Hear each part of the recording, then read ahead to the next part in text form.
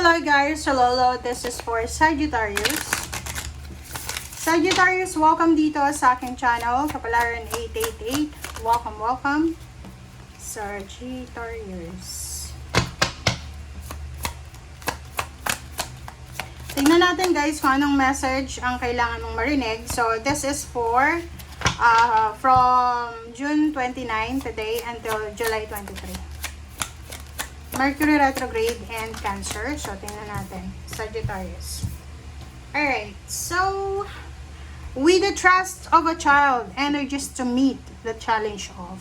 So, nakikita ko sa'yo dito, are you single father, single mother, or are you lola, lolo, na marami kayong inaalagaan na po? Kasi nakikita ko sa'yo dito, na kailangan nyo daw na Sagittarius na unahin yung kapakanan ng iyong mga children, ng mga bata sa buhay nyo.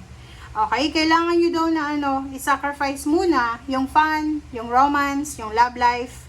And sinasabi ng baraha sa'yo dito na maging honest tayo sa ating sarili. Huwag mong lokohin yung sarili mo.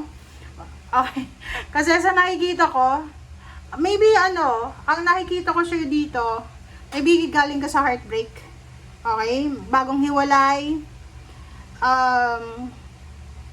Huwag tayong maghanap ng rebound relationship. Niloloko mo lang yan yung sarili mo o yung taong ito na bago. Okay? And sabi ng baraha sa'yo na kailangan mong unahin yung kapakanan ng anak mo. Kung single father, single mother ka. Siya yung priority mo dapat.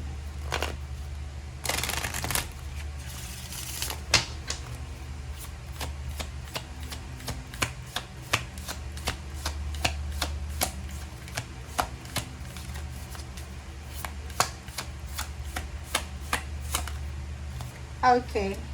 Calcites. Busy times and multitasking. Okay. So, nakikita ko sa'yo dito. Okay, yun. Kung single father ka, single mother ka, kasi kasuwin mo muna yung anak mo. Huwag ka munang maghanap ng love life.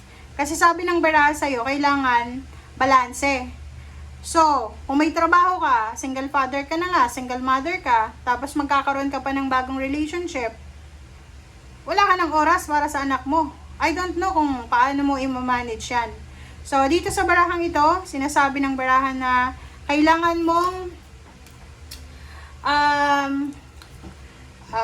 tawag dito, pag-isipang mabuti ang mga decision mo regarding sa mga schedules na yan.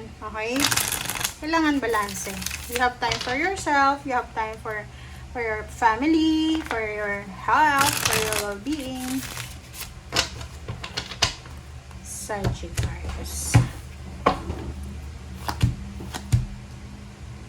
Queen of Swords and King of Swords. Wow. Nakikita. Okay.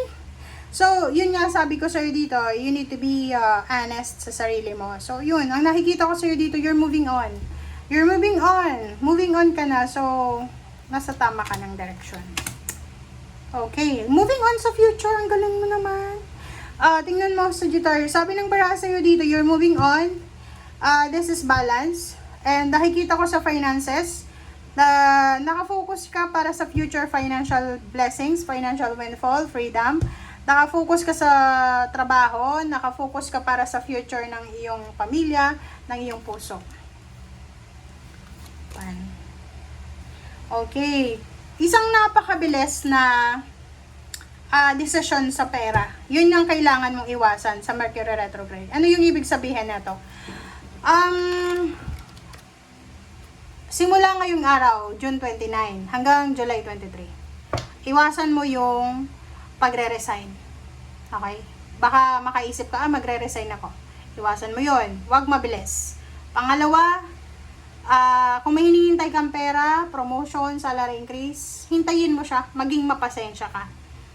And nakikita ko sa'yo dito, marami kang plano. This 3 weeks na to, nagpaplano ka para sa pag-iipon ng pera, nagpaplano ka para sa kung ano yung gagawin mo sa future.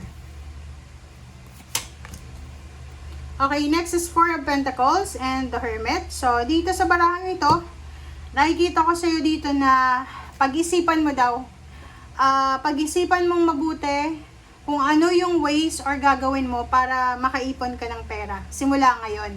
So, kung masyado kang magastos, sabi ng baraha sa'yo, diba? Kung masyado kayong magastos, ang sabi ng baraha sa inyo, kailangan nyo daw na magkaroon ng strategy kung paano kayo makapag-ipon. Okay. Sa nakikita ko sa'yo dito, may mga plano kayo na posibleng undecided kayo. Parang hindi mo alam kung anong gagawin mo kasi undecided ka. Please comment down below if you resonated, guys. Oh, wow. Nakikita ko sa'yo dito na kailangan mo daw na mag-ingat. Mag-iingat ka, Sagittarius, sa mga taong naging parte ng buhay mo. Ang nakikita ko sa'yo dito, sorry ha, pero sa lahat ng zodiac sign ng fire sign, kung i-compare ko kayo sa Leo tsaka Aries, yung dalawang yan, sobrang aggressive niyan. Aggressive ka din, Leo, Sagittarius, same with the Leo, but ang nakikita ko, mabilis kang mamanipulate. Alam mo ba na yung Leo, hindi yan mamamanipulate. Yung Leo, siya pa yung magmamanipulate. Yung Aries din, minsan, nakakapag-manipulate siya, pero most of the time, lalo sa relationship, siya yung minamanipulate. Lalo kung lalaki yung Aries. So, ikaw, Sagittarius, lalaki ka man o babae, parang sobrang malas mo sa mga taong nakapaligid sa'yo kasi minamanipulate ka nila eh. So, you need to be careful. Okay. Nakikita ko sa'yo dito na there's a bad news coming para sa'yo. So, there's some bad news. May aaway sa'yo, may mga taong basta kung ano-ano na sasabihin sa'yo. So, 9 of Wands and Temperance, sinasabi ng baraha na ilaban mo. Ipaglaban mo ang karapatan mo. Lumaban ka ng tama. Huwag kang papayag daw na sirain yung pagkatao mo. Okay, next is 2 of Swords and Knight of Cups. 2 of Swords and Knight of Cups. Dito sa barahang ito, sinasabi ng baraha sa'yo na kung ikaw ay naghahanap ng love life, kung babae ka, may naliligaw sa'yo, or lalaki ka, may nagugustuhan ka, you need to be careful. Pag-isipan mo munang mabuti. Yun nga sinasabi ko sa'yo, mag-focus ka muna sa trabaho, sa pamilya, kung single dad ka, single mom. Nakikita ko sa'yo dito na posibleng nangihinayang ka sa perang nawala sa'yo. I don't know kung saan galing yan, pero nangihinayang ka. Sinasabi ng baraha sa'yo, huwag kang mag-alala. Kasi sa mga susunod na buwan na taon, kung makikita mo yung baraha mo, magiging sobrang masaya ka, full of happiness. Kasi may mga risky ka na desisyon from the past na posibleng siya yung magbigay sa'yo ng financial freedom, emotional freedom, and contentment. Okay? Thank you guys. Bye!